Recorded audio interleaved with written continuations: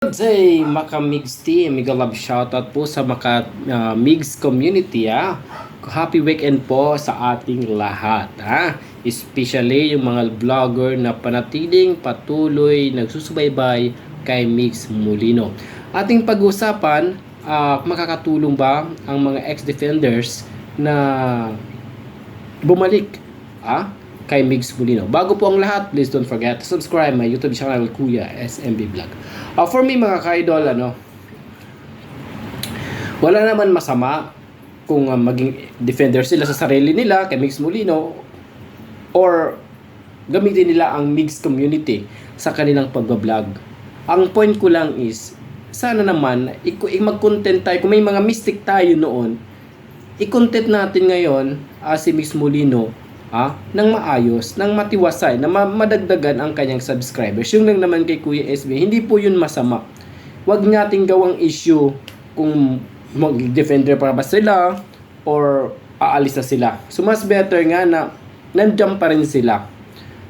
Ang akin lang, nasa proper way na pagbablog na at least paano maengganyo nila yung mga tao even sa labas ng community ng kabunsuan kay Migs Molino, under of Migs Molino team. Okay? Ganun lang po dun mga ka-idol kay Kuya SMB. Hindi naman po masama. Kasi ang nangyayari ngayon sa issues ngayon sa kabunsuan, mga personal issues nila, nag-away-away, nagbabangayan yung mga vloggers because the mga sponsor, na pati si Migs Molino nagdadamay. Real talk lang po tayo. Okay? Ganun lang po dun mga ka-idol. Kasi anumang mga mali ang hakbang ang gagawin ng mga vlogger na under sila mismo ang na they are defender ni Migs Molino.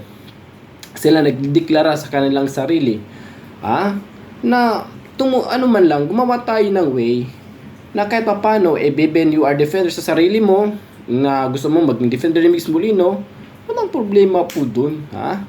Ang importante, mag-engganyo tayo ng tao. Ganun lang po dun ang best way natin gawin. Hindi yun masama. Regarding sa bakbakan naman ang dalawang panig, si Papa Bear tsaka yung kaibigan si si Easy ba yun? Easy. Grabe yung bakbakan nila. Oo, may mga ganung attitude. Kayo na lang po doon ang maghusga. Kung ito ba yung makakatulong sa community alang-alang kay Migs Molino. Ganun lang po doon. So alam naman natin, nagkaroon ng mistake si Easy Sigaw sa kanyang mga ginawang hakbang. Mga words na hindi maganda. Nabitawan during his live. Na kahit naman sino, parang nasa loob ka ng bahay mga kaid. Halimbawa lang to na yung may-ari ng bahay, you are guest, tapos parang mumurahin mo si Migs Molino. Ibang usapan na po yun. So siguro ang the best way na lang na kausapin niya si Migs, yung mga supporters na humingi na lang siguro sa mga pamanhin sa kanyang mistake, or kay Migs Molino na lang, or dotro na lang kay Jetro. Ganun lang po doon. O kailangan lang dito sa community mga ka-idol is understanding, kasi we are not perfect, nagkakamali din tayo. Okay? Wag na alam natin nagkamali ang isang tao, dadagdagan pa natin ng mali para lang lumaki ang issue. Ganun lang po dun. Kung nagkamali man ng tao sa atin,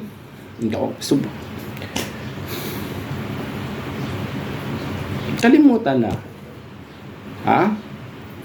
I like yung sinasabi, life is short. Especially mga sponsor, mga supporters na Migs Molino, kaya almost mga senior citizens, siguro mga 75%. 25% lang yung mga medyo nasa low age na, yung mga nasa 50 plus. Pero almost yan mga senior citizen na. Real talk lang po tayo. Kaya kayo mga nanay, kung saan kayo again, kung saan kayo masaya, doon na lang po kayo. Oo, kung nandun yung pag-iintindi po natin.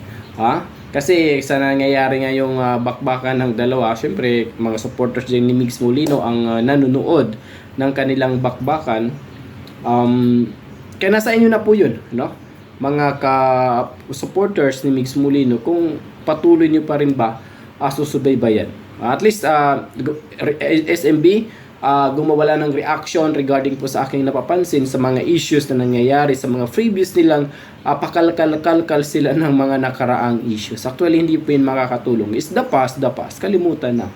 Ang gusto lang naman ni Migs Molino is maging mapayapa ang kanyang community. Sa ngayon, this moment, bigyan na natin chance si Mix Muli sundin ang kanyang kagustuhan na maging good vibes, maging kaya-aya ang kanyang community kahit paano ganung way, makaka-invite po tayo ng ibang tao sa ibang community rather.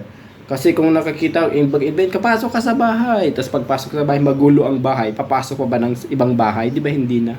Example na lang po ito, mga kaido, yung sinasabi ni Kuya SMB.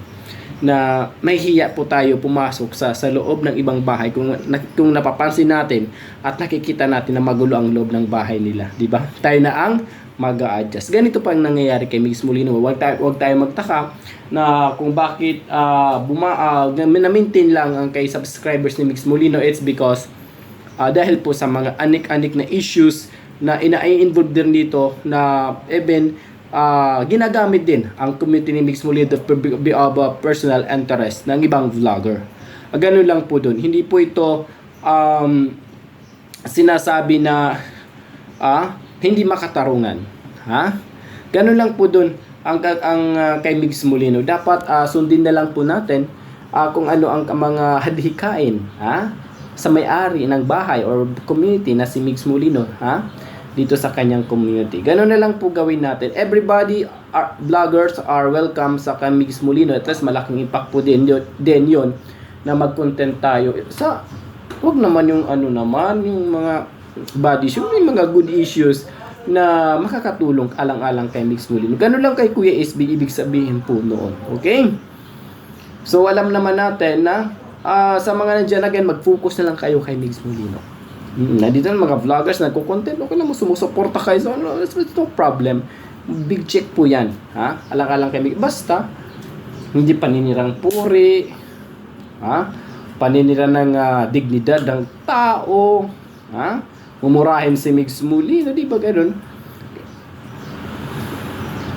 Wag naman. Everybody, wag naman ang ibang vlogger dyan, wag naman pinagkait. Iba-vlog ko content si Mix Molino ng mga vlogger. Importante, nakita nyo, napansin nyo, na nagbago na siya, di go. I-welcome ninyo. Hindi yung, alam nyo, bumalik si Beblan, gagawa ng issue. It's because self-defense, sariling interest. Hindi po yan makakatulong. You are not diehard of Mix Molino kasi ang iniisip mo lang gulo. You are selfish. Makasarili ka. Pinapakita niyo lang sa social media na you are selfish. Hindi po kayo makakatulong alang-alang kay Mix Molino sa mga ganyang ugali. If you are diehard Mix Molino, you are vlog of Mix Molino, everybody are welcome. Basta, ang importante, nakita mo, nagbago na siya, humingi na siya ng sorry, that's it. Enough. Huwag nang balikan yung mga nakalipis past. Tama yung mga sinasabi ni Arjob TV talaga. Tama yung mga, kasi nag-iikot din ako mga vlogger ng makamahal, nag-iikot-ikot ako niyan eh. Si Jastro, tanood din ako doon. Ganun lang naman. At this moment, sundin lang muna natin yung kagustuhan ni Mix Molino alang-alang sa kanyang community. Suportahan na lang po natin. Huwag na natin pansin yung mga anik-anik kasi personal interest na po yun. Not related of Mix Molino.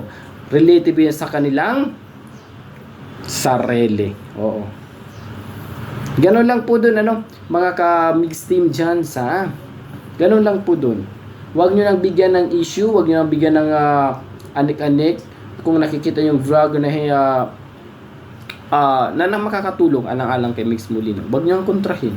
Kasi kung kontrahin nyo yan, hindi i-mix ang inidolo nyo. Ginagamit yun ng si Mix sa sariling interest.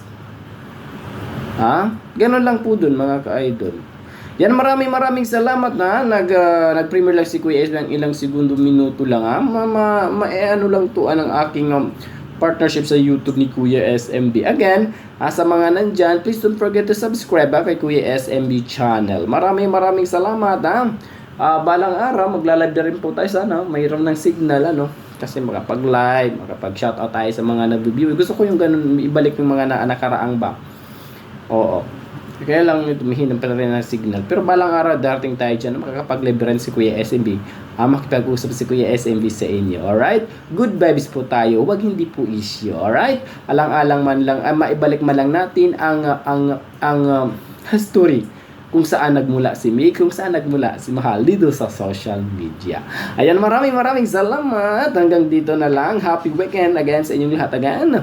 This is Kuya SMB Vlog para sigurado punto por punto, fact na fact, and full na full. Hanggang sa muli God bless. Ingat kayo lagi Especially yung mga nanay na sumuporta kay Mix Molino. Ingat kayo lagi. Panatiling malusog ang kalusugan. Alang-alang sa nag-iisang buhay na makasama pa ng habang buhay ang iyong pamilya. Hanggang sa muli. God bless. Ingat kayo lagi.